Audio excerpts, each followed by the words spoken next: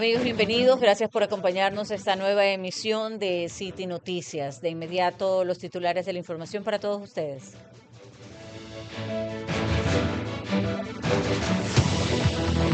En City Noticias, los titulares de los hechos más importantes en Ecuador y el mundo.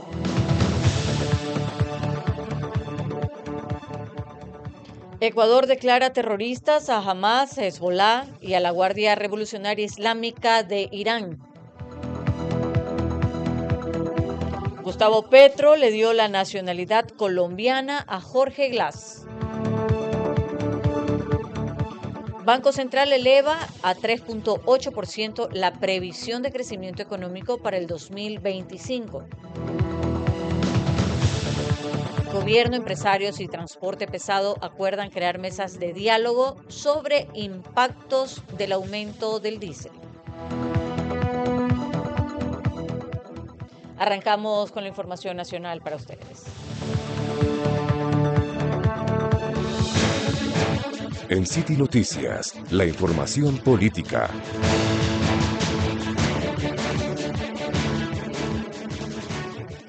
El presidente Daniel Noboa firmó el decreto ejecutivo número 128, mediante el cual se identifican como grupos terroristas de crimen organizado a las organizaciones Hamas, Hezbollah y a la Guardia Revolucionaria Islámica de Irán. De acuerdo al documento, esta decisión se fundamenta en informes remitidos por el Centro Nacional de Inteligencia a la Presidencia de la República entre mayo y septiembre del 2025, en los que se advertía sobre la incidencia de estas agrupaciones en América del Sur y su posible vinculación con redes delictivas en el Ecuador. De acuerdo con el decreto, el Gobierno Nacional considera que estas organizaciones representan una amenaza directa a la seguridad pública y a la soberanía, la integridad del Estado, pues podrían mantener nexos con grupos criminales internos que operan en el país. Noboa enfatiza que el Gobierno Nacional refuerza permanentemente su misión de combatir los grupos terroristas internacionales de delincuencia que operan dentro del territorio ecuatoriano, causando zozobra a la población y colaborando también con el accionar violento de otros grupos delincuenciales internos. Se ordena, de ser necesario, que se coordine, que se articule con organismos de inteligencia de otros países. Este decreto dispone que el Centro Nacional de Inteligencia analice también la incidencia de estas organizaciones en grupos armados, organizados identificados a la fecha, y se los categorice según corresponda. También se deroga el decreto ejecutivo 118 del 10 de septiembre que únicamente rechazaba y condenaba la influencia de Hamas y Hezbollah.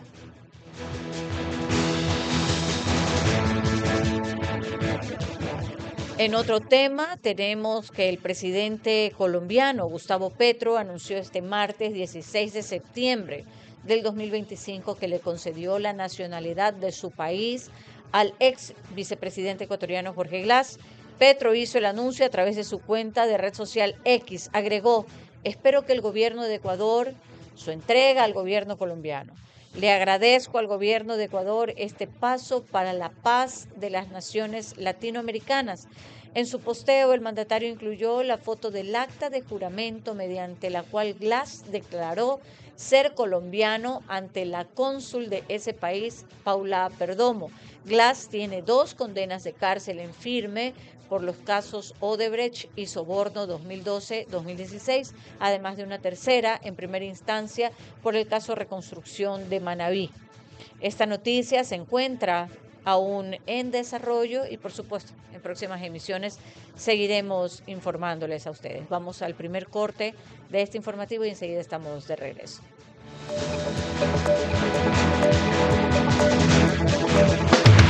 Acompáñanos en Revolú. En este programa vamos a hablar de cultura, cine, entretenimiento y... Espera, también hablaremos de noticias y... ¿No íbamos a hablar de deportes? Hablaremos de todo eso y más en Revolú. Únete a nosotros en este Revolú de ideas con Ruth Salto, Diego Vaquerizo, María Clara Triviño y Manolo Rosero. De lunes a viernes. De 12 a 13 horas por Radio City, 89.3 FM. La ciudad hecha radio.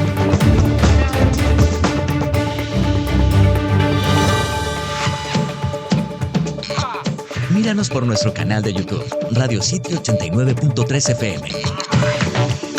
Suscríbete y disfruta de la ciudad hecha radio. En City Noticias, la información económica.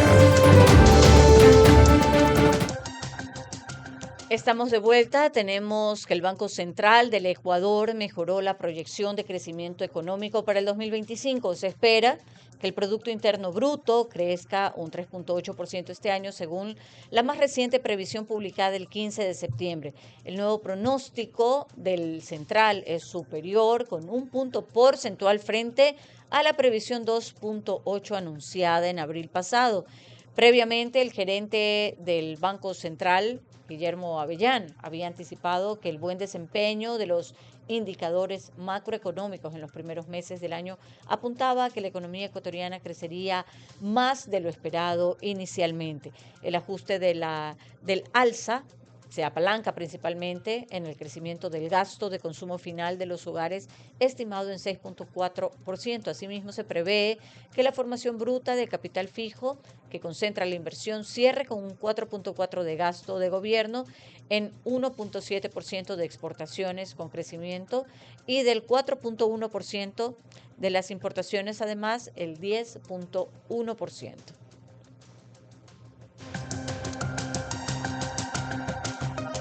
Así también la Comisión de Creación de Mesas de Diálogos para ir midiendo el impacto del incremento del precio del galón de diésel en la transportación pesada relacionada con el sector productivo fue el principal acuerdo al que llegaron ayer el gobierno y representantes de gremios productivos y del sector de transporte pesado. La cita se desarrolló en la tarde del lunes, 15 de septiembre del 2025, en la gobernación de Latacunga, en donde funciona por el momento la sede del Ejecutivo, según lo dispuso el presidente Daniel Noboa.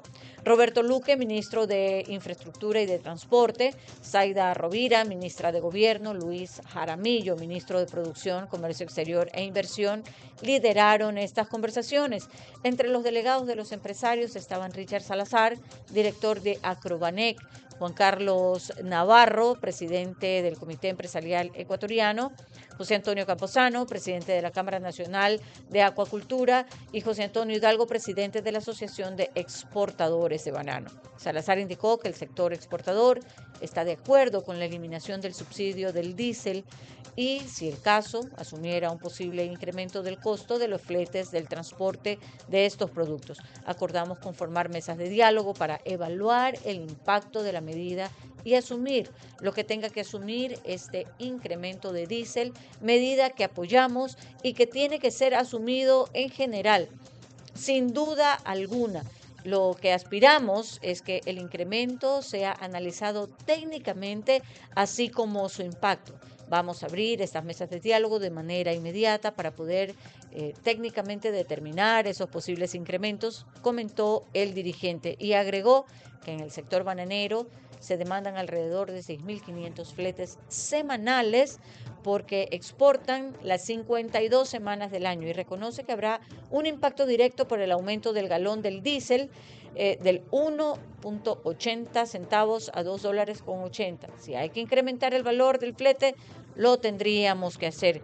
En tanto, Navarro manifestó su apoyo a la decisión de Noboa. Somos enemigos de los subsidios. Creemos que el mercado se autorregula si las medidas son justas. Vamos ahora al segundo corte de este informativo y enseguida estamos de regreso con más noticias para todos ustedes.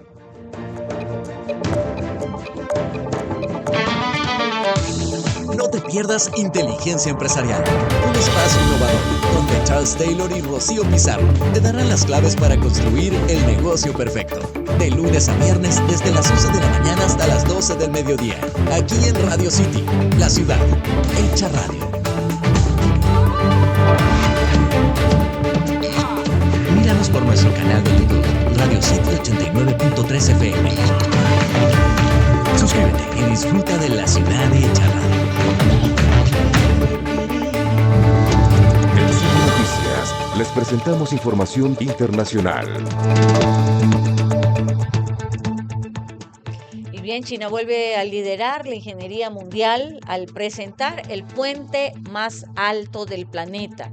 La nueva obra, conocida como el Puente de Gran Cañón de Huangjihan, alza los 625 metros de altura, superando en más de 50 metros el Beipanjiang, que ostentaba el récord hasta el 2016. La colosal estructura se extiende a lo largo de 2.980 metros con un tramo central de 1.420 metros y conecta las provincias de Guizhou y Yunnan al suroeste del país. Su ubicación sobre el profundo valle de Huaijian lo convierte en un hito estratégico para mejorar la movilidad regional.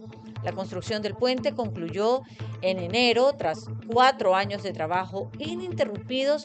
Para su levantamiento se emplearon 439.000 metros cúbicos de hormigón, 49.000 toneladas de acero, lo que exigió técnicas avanzadas para anclar sus pilares en capas profundas de roca capaces de resistir los sismos. El costo total de la obra se estima en $280 millones. La empresa estatal Guizhou Transportation Investment Group lideró el proyecto, considerado una de las mayores inversiones de infraestructura de la región en la última década. El puente pasó por estrictas pruebas de seguridad.